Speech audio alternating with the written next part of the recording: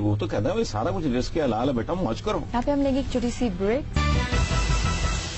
Welcome back شو. میرے مطابق صاحب ہندوستان میں دن بدن انتہا پسندی بڑھتی جا رہی ہے. پاکستانی طلبہ کو بھی معاف نہیں کیا، وہ بھی ایکسچینج پروگرام کے سلسلے میں گئے ہوئے تھے، ان کو واپس آنا پڑا. ایک بات چلیے میں آپ کو بتاؤں، میں بنی نوع انسان، میں زمینوں کی، میں اس پلانٹ کی، میں ساری کائنات کی، کائناتوں کی، گیلیکسیز کی عزت کرتا ہوں، چونکہ یہ میرے رب کی تخلیق ہے، رب العالمین. ٹھیک، ملک انسانوں کے بنائے ہوئے ہیں. مجھے ہر ملک کی میں عزت کرتا ہوں، وہاں کے لوگوں کی خیر مانگتا ہوں بحیثیت انسان، چونکہ یہ کرۂ ارض بھی میرے رب کی تخلیق ہے اور وہاں بسنے والے بھی، ان کا خالق بھی وہی ہے. ایک بات، ہندوستان کی جو انتہا پسندی ہے پاکستان میں، اس کا ریئیکشن بھی آپ اپنے حساب سے سوچو تو آپ کو تو خوش ہونا چاہیے. اگر میرے اندر وہ کمینگی موجود ہو تو مجھے تو خوش ہونا چاہیے، لیکن مجھے اس کا افسوس ہے، دکھ ہے. اس کی وجہ ہے انتہا پسندی. یہ جو پروان چڑھا رہے ہیں یہ ایسے ہی ہے جیسے یہ سانپ اژدہے اور افریت پال رہے ہیں.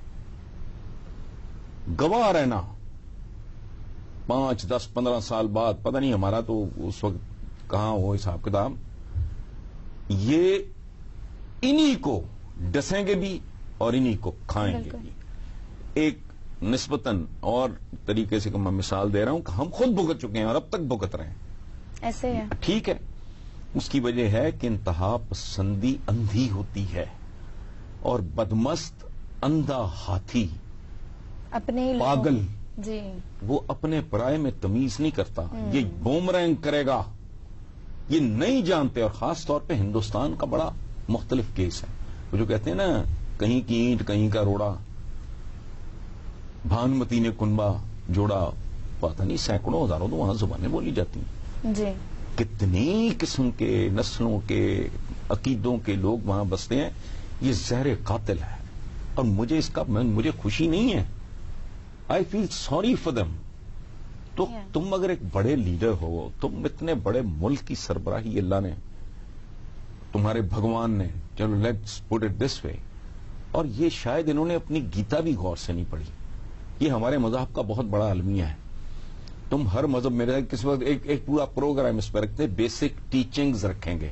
ٹھیک ہے، اپنے دین کامل کی، کرسچینٹی، یہ جو بدھا نے جو کہا، ان کی تو ایسا سچ کتاب نہیں ہے، اور گیتا میں جو لکھا ہے، جی ہم حیران رہ جائیں. میں کم از کم بس سر پکڑ کے بیٹھ جاتا ہوں کہ ہر مذہب کے ماننے والے اس کے لیے گردنیں کٹوانے اور کاٹنے کو تیار ہیں، لیکن اس کی تعلیمات کے بارے میں جانتے ہی نہیں، یا جانتے بھی ہیں تو پرواہ نہیں کرتے. ٹھیک ہے، اپنی گیتا ہی پڑھ لو. تو یہ انتہا پسندی بنیادی طور پہ خودکشی ہے. یہ ہمارا نہیں، مجھے تو دکھ ہوتا ہے ان کی نسلوں پہ. یہ دیکھنا، یہ چند سالوں کی، یہ جن انہوں نے بوتل سے اب نکال دیا ہے.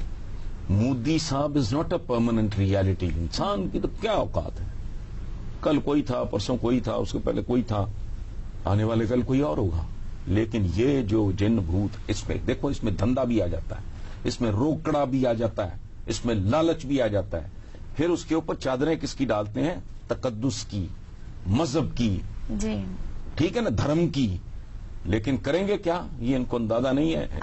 ہمارے جو بھارتی دوست ہیں وہ یاد رکھیں، 5, 7, 10 سال کے بعد یہ بات یاد آئے گی. جو سنے گا اس کو یاد آئے گی. گورنر سندھ نے کہا تھا کہ قائد اعظم بھی مسجد اور مندر کا نام ساتھ لیا کرتے تھے، وہ لبرل پاکستان چاہتے تھے. اور عمران خان نے بھی کچھ اسی طرح کی بات کی کہ پاکستان کو اسلامی فلاحی ریاست میں بنانا چاہتا ہوں. ڈھنگ اپنا اپنا ہے.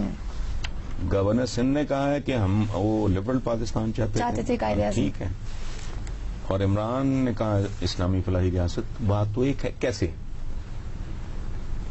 میں کہتا ہوں کہ بکے خریدتے ہیں گلابوں کا گلدستہ، آپ کہتے ہو نہیں میں نے تو وردہ. It's the same. عربی میں وردہ کہتے ہیں، اردو میں گلاب کہتے ہیں، انگلش میں اس کو روز کہتے ہیں.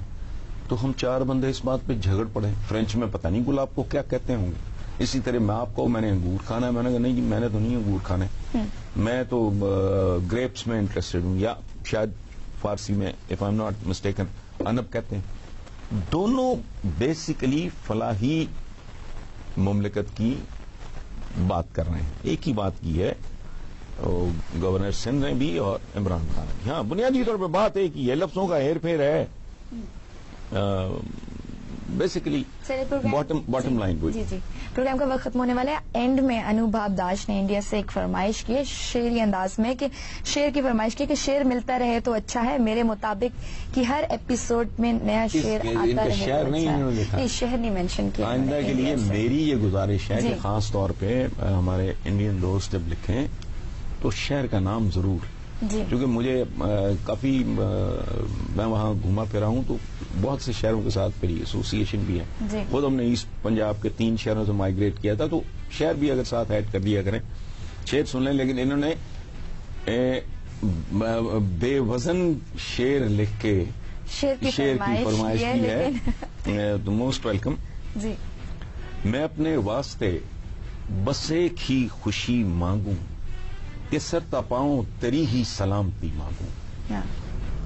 اب ابھی ہندوستان کے حوالے سے بات ہو رہی تھی. ہر ایک کی سلامتی جو ہے آدمی مانگتا ہے, اور یہ مانگنی چاہیے. صرف اپنی اولاد اپنے بچے ہی نہیں, سب کے بچوں کی. اپنی ماں نہیں, ہر ماں محترم ہوتی ہے.